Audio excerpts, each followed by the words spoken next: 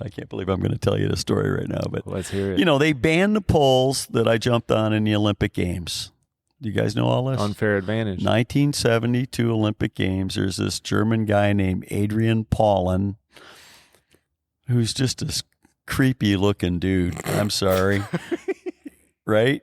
And we start to hear a little something. We're in Oslo, Norway, and I hear something one day that they're not going to let anybody jump on the blue catapults or the green sky or the green sky poles in the Olympic Games. Mm-hmm. And I'm like, what?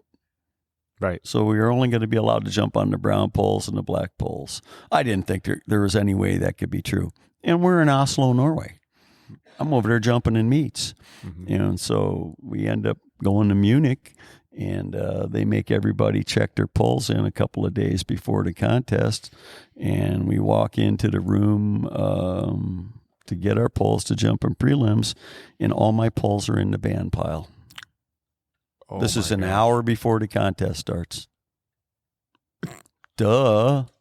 Now, whoa. The guy that we were jumping against, was an East German guy, and this guy, Adrian Paulin, I think he was trying to screw Bob Seeger and Steve Smith and I, who were the three Olympians. So I ran back to the village and borrowed Bruce Jenner's poles, ran back over, had those poles looked at, and they okayed them. Mm. But they were smaller than the poles I jumped on. So what did I have to do to make the finals in the Olympic Games? I ran from 10 lefts all year. For the last 3 years as a world-class jumper, I'd run from 10 lefts. In the Olympic Games prelims, I jumped from 7. Hello. Whoa. And held about 6 or 8 or 9 inches lower than I would normally hold. And I was lucky, and I made finals. That's crazy. It gets crazier. Then my friend Kirk Bride loans me poles for the finals, which are also a little bit smaller, but a little bigger than the poles Bruce had. So those poles were already okay. They bitched and collared at me because I was now jumping on somebody else's poles, a Canadian guy's poles, and they had kind of figured it out.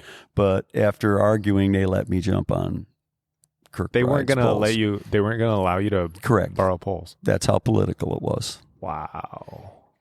That's crazy. So in the Olympic Games, I take my first jump in warm-ups from 10 and blow right through the pole. It's the biggest pole I got. Nobody else is going to loan me a pole out there. So I eventually, in the Olympic Games, jumped from 7 lefts on those poles and jumped 17.7, which is the highest I'd ever jumped from 7 lefts on that pole. Instead of holding my typical long run grip, which is about 15.4 at that time, I think I held about 14.6 or 14.4 or something like that. Whoa. And that's how it can be in this thing a little bit sometimes. Yeah. And I was 21 years old and extremely naive still, although I'd traveled all over the world and jumped in contests and had a lot of friends in it. But I think at that time I didn't understand or believe that the politics of it could be that politicized or nationalized or whatever you want to call it.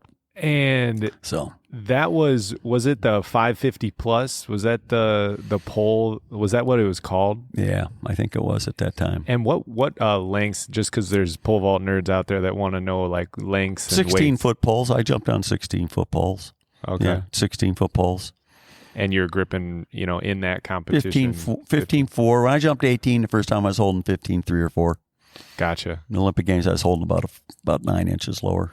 Wow. 8 or 9 inches lower. And from a shorter run. You took the bronze. Yes. In that. That's I was very crazy. lucky. My parents are in the stands. Think about how much money the Johnsons spent. My parents went. They took my brother and my sister. We flew all the way over, to Munich